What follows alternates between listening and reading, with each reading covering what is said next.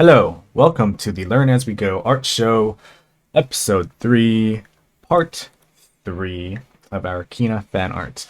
Now, last week we ended the episode with this, right? This is sort of where we ended off. We have Kina, line art, and just no color, right? Maybe I had some color on it, but I don't know, whatever. So, we sort of ended up like this. And now I'm going to show you how we went from this all the way to this. Wow. So, yes, it's a big difference. There's a lot to go through. I probably should break this down into two videos, but I'm going to keep it to one because it's already done. Might as well just film it all together. So, as you can see, this is the finished piece. Kina is looking different. Her face went through a few changes. I think it's mostly because the style of painting that I was doing, the comic book look wasn't going to work using a triangle for a nose. Although her face looks great here, at least I kind of like it. To make it work for this painting style, I had to give dimension to her nose, give her some actual lips, and I think it looks pretty good. I think I like it a lot. But again, if I were to do something more comic book like, something more graphic, I would have stuck with the lines and maybe colored it a little different. But this time around, I wanted to try something like this, and I think we did pretty good. We did all right. Now, some things that I would like to fix personally for the next time I come across certain similar elements in an illustration are the background. So things in the background. So things like the trees and the clouds, I think they can be improved a little better, but working on a piece for so long, I think the most productive thing you can do when you get to a certain point is to say, okay, this isn't the best, but I like the way, for this one, I like the way Kina's looking. But next time I come across an illustration that requires trees and clouds, these elements, I'm gonna actually do some studies and paint them better. Surprisingly, trees and clouds are harder to paint than you would expect, but as someone who focused on characters for most of my drawing life, it turned out to be pretty hard. And I'm trying to get this camera to stay. I'm so sorry. This is wasting time. All right, good enough. Anyways, I need a new tripod, so that's something. I was gonna throw on the time lapse, or maybe I will throw on the time lapse. It's quite long. I'm gonna talk about what's happening. So some things I want to note are Kina's hand and her face changed quite a bit. And actually, you know what? You'll see it. I'll probably just talk about it through here. So I would like to note that for a portion of this drawing, this painting, I actually painted some of it on Twitch, live streamed it. I choose to stream on Twitch because I feel like the discoverability is a little better over there when it comes to people finding new artists, right? Because I think if you live stream on YouTube, only your subscribers come across it, and it's not easy for people to just go on YouTube and look for an art live stream or any live stream in general, at least to my knowledge. But yeah, so I streamed some of this on Twitch. I was doing some of the painting live.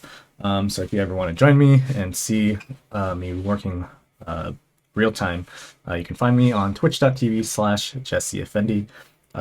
So yeah, go follow there. That being said,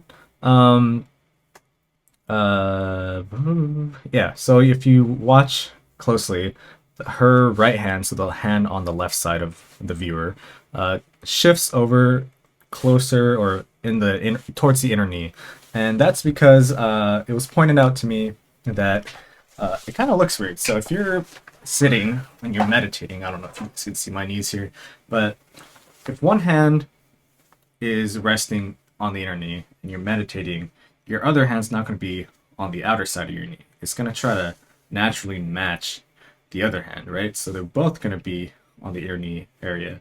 So it was pointed out to me that her hand looked like it was in a weird position, and I kind of agreed.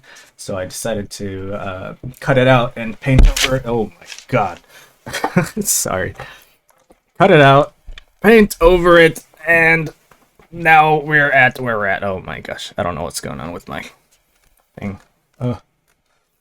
Maybe we'll do a no cam. Oh, there it is.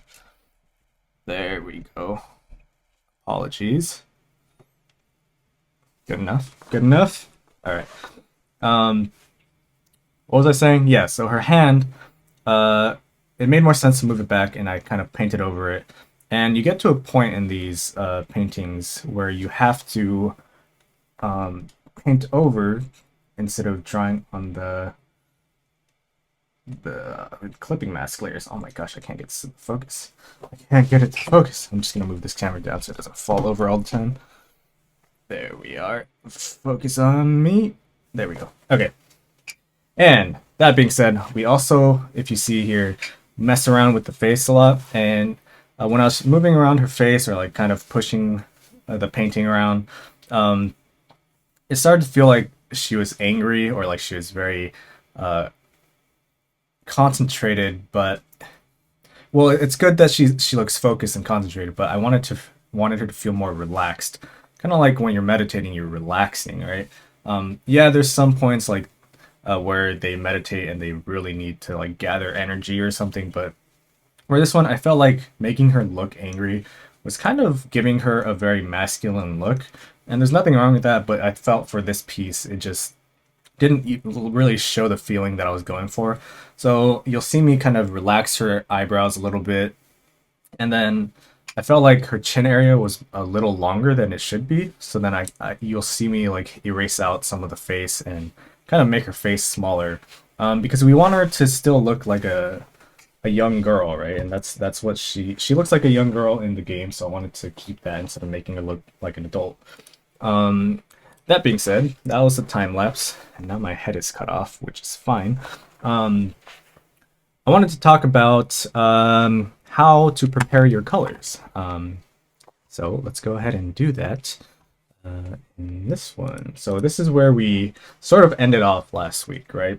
And now I want to kind of show you guys how I would prepare coloring for something like this. So this method, a lot of people call it, they call it flatting. So a lot of comic book artists use this.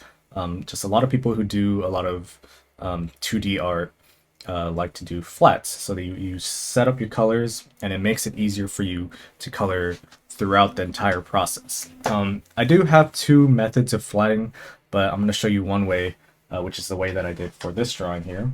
So pretend that all these layers aren't here. Just pretend it's just these top two layers, and I'll color them. I'll just color code them. They'll be red. These top two layers that you see on the screen. The top layer is the line art. The bottom layer is just the background, right? And so what I would do is I would start building my colors in between those two layers. So for example, let's just pretend its entire drawing is just from the top of Kina's head all the way down to, let's say, right here. Okay? We're just going to pretend this was the entire drawing for the sake of the demo. Now, what I first do is I choose what thing I want to color. And for this one, I'm just going to say it's the skin. I want to color her skin. And like last week, we said it was between the reds and the purples for her shadow. Let me bring this mic closer so you can hear me. Now, we're just going to color her skin. And I always start behind the line art, whether it's for something I'm going to paint in the end or if it's a comic book drawing or something. I always start within the line art. And this beginning layer has to be within the lines. It has to be nice and neat so that later on we can make it, we can start being less neat. And I'll show you what I mean in a sec. So let's just get this going here. And I like to use an opaque brush for this part. That way you don't see any spills later on. Some people like to use transparent brushes so you can kind of see the colors below. But personally, I think this works better for me. But, you know, things are worth trying, so maybe I'll try something else next time. Alright, now let's just get her neck. This isn't even the most opaque brush because I don't have flow on 100. There we go.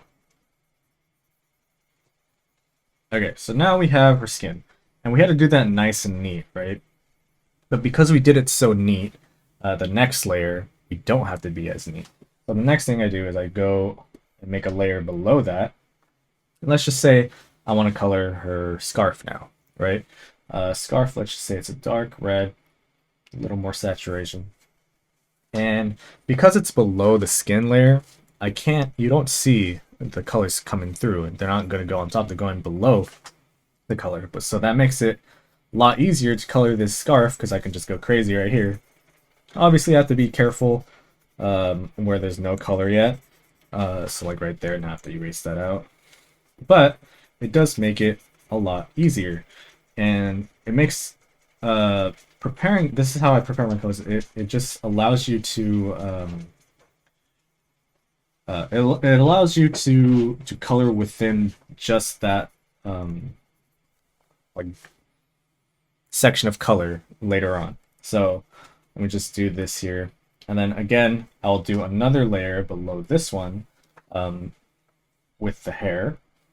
Let's just do this, and I'll just do a little quick here. Just again, it's going behind the layers above it, so you won't see it through. And it's also behind the scarf layer, even though it doesn't overlap over there. When portions of the color do overlap, you'll see that it's helpful because it still goes behind it. Let's just pretend I colored all this hair. And now I would say, okay, this is prepared. This drawing is all prepared. I don't need to worry about coloring outside the lines anymore. And the way you do that is you would name your layers first off. Don't be like me. This is the hair. And then we got the scarf and the skin. And from here, I think last week I went over clipping masks, but this is how I would go about it. So I would go into making the skin, making a layer above it, holding Alt, clicking between the new layer and the skin, and it creates a clipping mask. So now I cannot, I can't color outside of the skin layer. And that's nice. Even though the skin layer is above the hair and the scarf layer, I still can't color on top of that because the clipping mask is attached to the layer below it. And so now, in the drawing, as you guys see in the final, there's a glowing blue crystal in front of her. So we're going to pretend the lighting is still happening there. So we'll do, okay, glowing blue crystal. Maybe it has to be a little lighter to make more sense, like this. And then we would make another clipping mask for the scarf. Oops. Mask for the scarf. And then we would, the scarf should be a darker color than that actually. So let's do that first of all. Dark. Something like that. And then that's obviously going to get hit by the same blue light as well, right? And I'm kind of doing this really quick. So like this, and then the hair as well. Clipping mask, hair, and kind of do that. Now, another way to kind of put it together is to put all the colors in one layer and then selecting it with the magic wand tool and drawing on the layer above that. But I'll show you guys that when I do that. But this one, it's a little more organized because you got your scarf layer, you got your hair layer, you got your skin layer. You know what you're working on. And let's just pretend again that this is the way we want it, right? Like everything's looking good. Let's just add a little bit of cast shadows and extra darks and stuff. Let's just pretend that everything's looking perfect. Got a little too much. A little too dark. And we got the cast shadows from her hair and all that. Then hair is gonna have a little bit of darker blue. All right, so let's just pretend all that is looking good. And you get to the point where everything's colored nice, but you still have the lines, right? So one method that I like to do is to duplicate the line layer with Command J or Control J for Windows. And then you can lock the pixels. If you look right up here, if you look at my cursor, there's a lock transparency. And so that allows you to only draw on the lines, the things that are on that layer. So as you can see here, I can change the color of the lines. So if you're doing a painting with no lines, a good way to do it is just to color the lines. And let me show you that. So oftentimes I'll just kind of take the color that the line is on or near and paint the lines that color. For shadows like this, I would probably draw in a little darker. Oftentimes skin, I would take like a dark purple or a dark red. And don't worry, we'll start like painting over it eventually. Once I get there. So again, here, just for the sake of speed and showing you guys what I'm doing here. It's getting hit by light, blah, blah, like that. So I'll probably stay red. And then I'll start, once I get to the point where I feel like everything's the color that I want it, I want to start painting over. So I would make an overpaint layer or painting, paint over layers. So for this one, let's just say it's Kina. So the Kina, I would put Kina OP. And then I'll start blending the colors. If you want texture, you'll use a textured brush like this one. And so instead of having lines here, you'd start kind of, painting it, giving like gradual gradients like this. And you'll get to the point where things start to look more painterly, start to feel less comic book like. And you're kind of just blending, right? Until things look nice and smooth. And for the face, you have to work on it some more. And eventually, with a lot of like brush strokes and a lot of like trial and error, you'll get to the point where you have something like this, right? And it's cool. It's cool, but it takes some time. And the neat thing about lighting, especially like very vivid, strong, hard lights, is they create a line for you. So even though you're creating lines on your painting, it looks natural, for the most part, at least. Like adding these lines on her nose, it's because the light is hitting really harsh on the edge of her nose and on the edge of her jaw and her lip as well. And I think that about covers like the coloring process, even though it was a very like botched demo. I think you guys get the idea where you color the lines, you prepare it with clipping masks and all that. But let's see what else I want to show you. I wanted to show you guys layer types for like gradient maps and all that.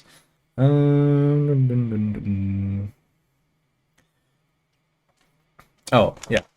I do want to note that this is not my favorite way to work, at least from this first experience. It's very time consuming, and I kind of like the look of line art, right? I mean, I like this as well. I think I did a pretty decent job, but there's something about, maybe it's because I grew up with anime and cartoons, something about having like rough line art and stuff and still having a painterly look that I like a lot.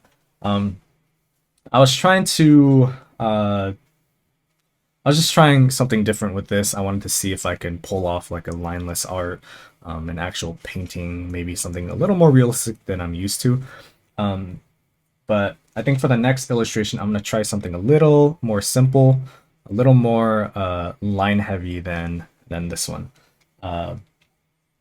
As for what I want to talk about, I want to talk about the the blue orb, that I guess it's the crystal shining and having that magical, like, whimsical feel. That it was a lot of trial and error. So let me show you that here. These for that. All right. So how do I want to show this? So the way I'm going to show you guys is with this crystal layer. Let's get rid of this.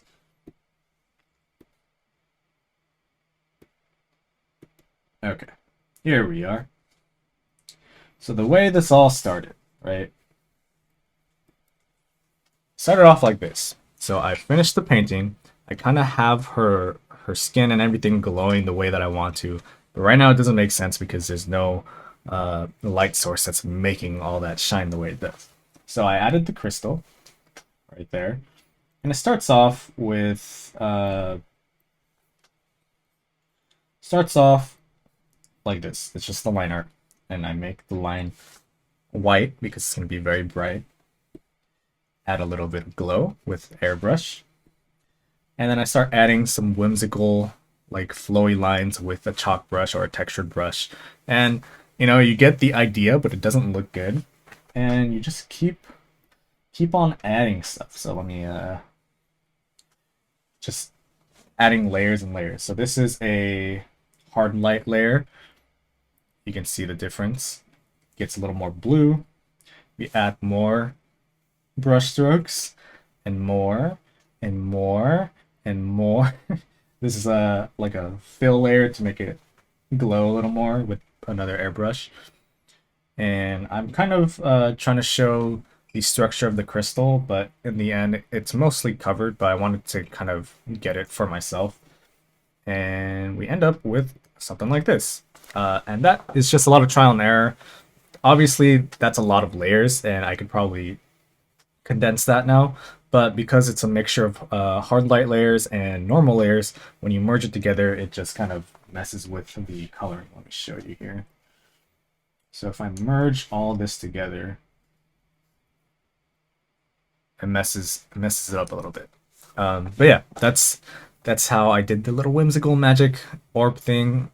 There's probably a better way to do it. There definitely is. But to get that feeling for me, that's what I did. And then I think I mentioned the hand thing. I mentioned the face and how I had to change that a little bit. One other thing I wanted to mention. Oh yeah. So next thing. So this is at this point I was like, okay, I think this looks pretty good. I think I like the way the painting looks. But what can I do to make it look a little better, right? A little better. So what I did, as you can see here, is I added a little more contrast. And the way I did that is I Shift Command Option E or Shift Control Option E on Windows. So it creates a new layer. It creates a layer of everything showing on the canvas and merges it on top of what you have.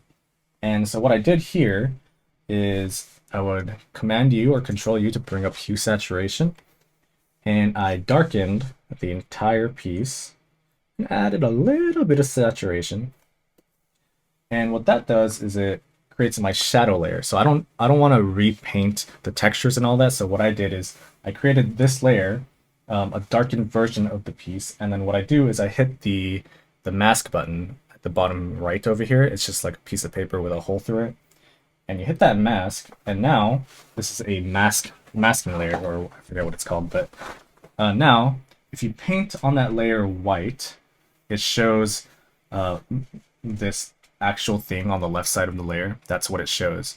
But if you start painting it black, it starts to show what's behind it, which is the original piece. So you see the light piece is starting to show through because I'm painting black on it. And if you take a look at the corner there, you see that I added a lot of black.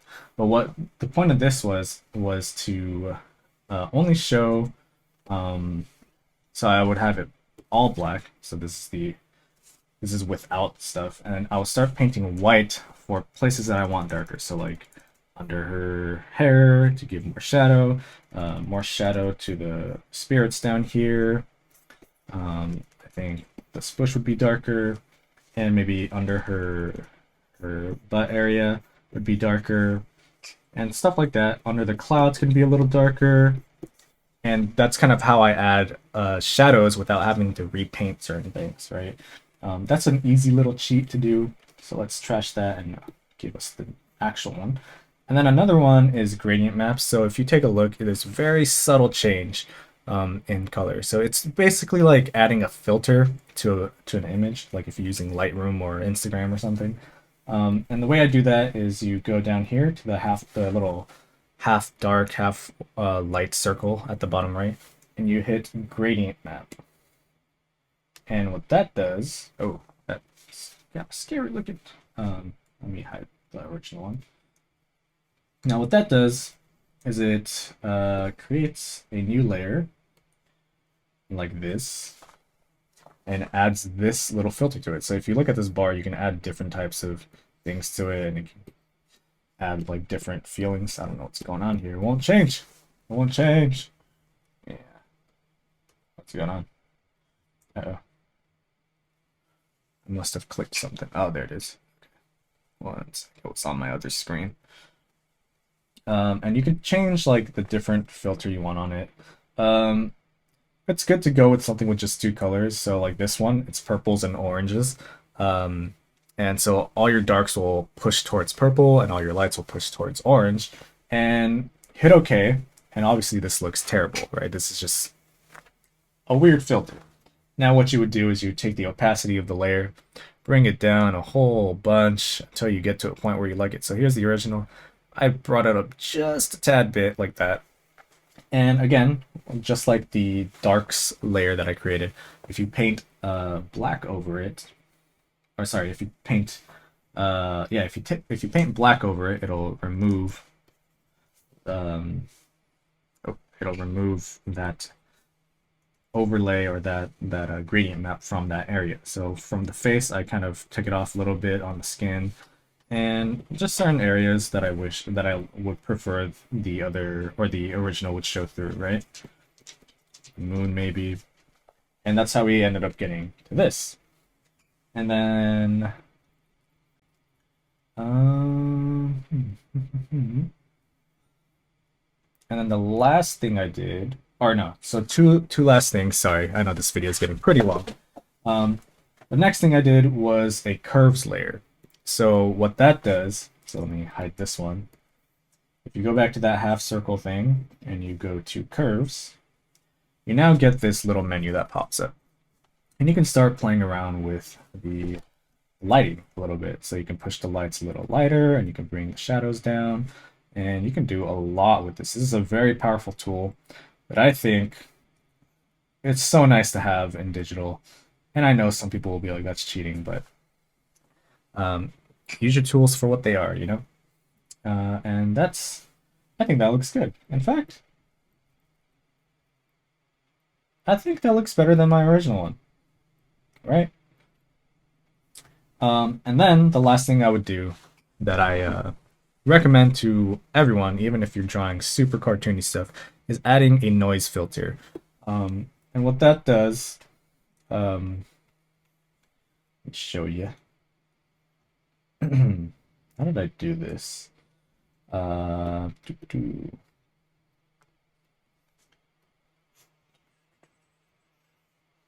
Okay, so basically what I did at this point was, again, Shift Command Option E, or Control instead of Command for Windows, and then I gave it a filter, go to Noise, add noise, and I put 47.15, it looks like. And again, you bring down the opacity on that a bit. So if you look at the original and then bring up some of that noise, it adds a little graininess to it and makes it feel like film-like. So if you take off that graininess, you see the difference. And what I like to do again is make it into a mask. And I like to remove it from her face a little bit so that it's not so grainy. and take it off in certain areas, maybe the glowing ball as well, the moon a little bit, and you can kind of just pick and choose where you want the noise to be. And that's pretty much it. You add a noise, and it kind of brings the whole thing together. I like the gradient map because it kind of that little filter part, the gradient map. I like that because it kind of unifies all the colors. You don't have to do these extra steps at the end, but I think it does help quite a bit with taking your piece and kind of, I don't know, I guess it brings it all together, to me at least. Again, not necessary, but worth trying. Worth trying. Everything's worth trying. Yeah, that's pretty much it for this final piece. Let me show you here. And again, here is Kina. Finished final art. And yeah, again, lots of things that could be improved, but I'm pretty happy with the outcome here. And I think next time I try something like this, it might be a little better. It might be more organized. If you take a look at my layer count, actually this is a better representation of my layer count. We are at 122 layers total, which is quite a bit. But luckily, I did a good job organizing things, and once you get to the paint over layers, you're technically working with a lot less than what I have counted here. So if I take out all these layers right here, if I delete all of this, let's see what my count is at now. It's just a matter of merging your stuff, but for the sake of like showing you guys everything, oh, I guess for some reason it still wants to say 123. So I probably have a lot less than that, but for the sake of showing you guys what I'm doing, I kept all my layers there so you can kind of see how I work. But yeah, I'm pretty happy with the piece. So hopefully you guys found this helpful. Hopefully there's some information that's useful to you, and look forward to the next piece. I'm not sure exactly what I want to draw just yet, but also go follow me on Twitch because you might see me streaming art there, occasionally games maybe, but for the most part art. And look forward to the next video, the next illustration. We're gonna break it down into parts again, and it'll be a fun time. We'll be learning as we go. But yeah, thanks for watching. Hopefully this game comes out pretty soon, and we can all play it and have fun. And have a good day.